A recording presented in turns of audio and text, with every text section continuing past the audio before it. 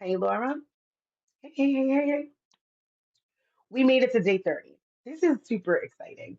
Um, for me, for you guys, I love that. And today we are on day 30, and we're talking about sustainable activism and how to protect your energy. Super important, right? You guys have been showing up every day. You're watching the replays, you're doing the actionable steps in the articles that come behind, you're joining the communities, you're downloading worksheets, you're doing all of the work, right? And that's what you're just doing in this space. Who knows what else you're doing wherever. And honestly, this work in and of itself is super heavy. Hello, kids are forever. Um, so this is, I applaud you. Please applaud yourself. Give yourself your own damn cookies because I'm giving myself cookies this morning. So I want you to ensure that you are 100% celebrating yourself for showing up so deeply for this work. And like I said, I really do not like buzzwords, but it is transformative work, right? Because it is making you dig deep into spaces and grief and trauma and just unpacking and unraveling it all. I'm doing well. All right, so 3 points, right? One, protecting energy is essential for long term activism. That is a must. We know that this is a journey. If you've come this far, you can understand how intertwined and interconnected all of these things are. So, this is long term, right? This is generational work. Seven behind us, seven ahead of us. And we're going to need the ability to sustain our activism. Two, community care helps sustain individual activists. I'm always going to tell you about community because that's what this is about. And you need that, right? You need other people to come around you, to hold you, to, to, to, to nourish you in all of the ways that you could possibly be nourished. Good morning, Reverend. Number three, sustainability means pacing yourself. I really love these. I'm enjoying this so much. So, sustainability means pacing yourself. I talked to you guys about this. I'm at day 30. If you're at day 4, that's okay. Somebody made a comment and I need to respond to them directly. But they were like, thank you for understanding that. And I'm like, yeah, life is happening. We're human beings. You got to take a break. Again, for me, this is not a checklist. This is quite literally grief work, right? It's sacred, it's transformative, it's all of the things. So you need to take the time that you have to take, and time takes time. This linear time is yet another construct of supremacy culture. Time is happening all of the time. And I'd much rather people do the work consistently and show up consistently than like rush to get to the end. Like, hey, I'm at day 30 and I did it all. And I'm like, okay, how did you feel about that? How did you process what's been activated in your body? And you have no idea because you blindly just ran through these. Don't do that. I'm here as a guide. These things are why I have a replay offer. Why I have actionable steps and practicing your praxis after. So you can take your time, you can go back and revisit, and you do it at the pace you need to.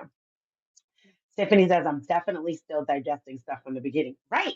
And I recognize that. I have people, listen, I have people that like had a one on one with me 5 years ago and then like come back and like, so hey, like I was thinking about what you said all these years ago, and this is what I've been doing. And I'm like, beautiful, right? Like that is the work.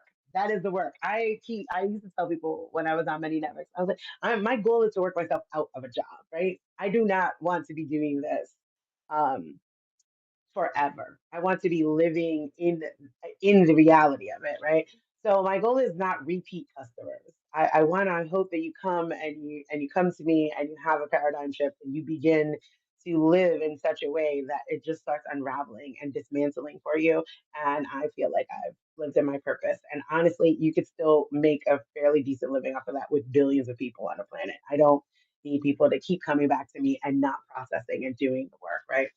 I will work with you until the end of time in your process, as long as you need. But I want you moving forward, sitting with it, digesting, taking it in, right?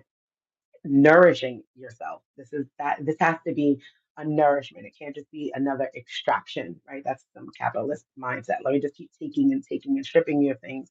You need to be pouring stuff back into you, right? And that is just healthy energetic boundaries in and of itself. So now that we covered those three things, let's talk about what it means. One, protecting energy is essential for long term activism. As an example, a family institutes a quiet hour each evening where everyone engages in low stimulation activities, reading, journaling, deep breathing to decompress from the day. Now, personally, I do this in the morning. Those morning school runs dysregulate me so much. And I'm like a riser, like a 4 o'clock in the morning riser. I enjoy that because if my body wakes me up, I wake up when my body tells me. I can get up, I can write, I can have my coffee or my tea. I can make breakfast. I have all of these hours, almost 3 hours before I am interrupted by life happening, right? So that's great for me. So I'll get up, I'll do that. I shower, brush my teeth, wash my face. It all becomes this ritual of deep self care before I have to dive into taking care of someone else, right? And there's breakfast, yada, yada, yada. Now, but before we're leaving out that door, and I'm thankful my son actually came up with this idea because I'm like always frazzled, right? Like I have like the time on the TV, big ass 70-inch with the time, like it's 7:47, 7:49, 7:52. And I'm like, oh God. And I'm trying to get three bodies out of the door. And like Kieran was like, hey, how about we play the quiet game one morning? And I was like, oh my God, this is great. And now we do that, right? I'm like, 60 seconds at least, just to reset, just to pause. Let me just catch my breath again. And then where usually I'm doing hair, right? Like finishing up those last little touches or whatever. Okay, grab your book bag, we get everything and we're out of the door. And that just resets the whole thing. I use the word reset a lot because that's what most of us need is a reset. Personally, collectively, societally, emotionally, physically, just all of the ways we need to reset the energy, the space, whatever is happening. So I use that for them. I gave another example for your own self. A person sets a phone free boundary for the first hour after waking up and the last hour before bed to preserve their mental space. You have to find what works for you, right? But these are your energy boundaries. Like, what am I going to do, right? Where do you set boundaries at your home and your personal life in regard to that? In your activism, right?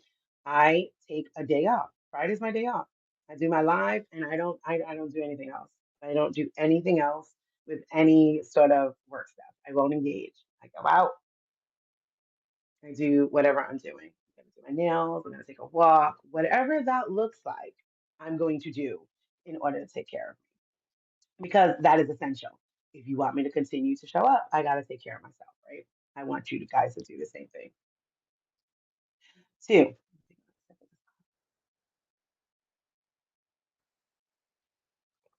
um, even that, like, do you savor your coffee or your tea or whatever it is? Two, community care helps sustain individual activism. Sustainability isn't just an individual responsibility. Communities should actively support each other's well being through shared care practices, right? Self care is beautiful, but it has become commercialized. It has become yet another capitalistic grab, right? And then all of a sudden, because it's tied to capitalism, it's also tied to worthiness, right? Like, are you worth it? Have you earned your rest? Have you earned your food? These are insane ideas that I want they must wipe them out of your brain. Have you earned your self-care? I'm sorry, what? I'm like, I exist, therefore I'm worthy of it, right? So when you can disentangle self-care from capitalism, right? Like sometimes the other week I showed you guys, yes, I went and did my nails. Look, I broke one, so I'll be going to get that repaired on Friday. Um, I do my nails, I go out for lunch. The other weekend, it looked like, the other Friday, it looked like putting away,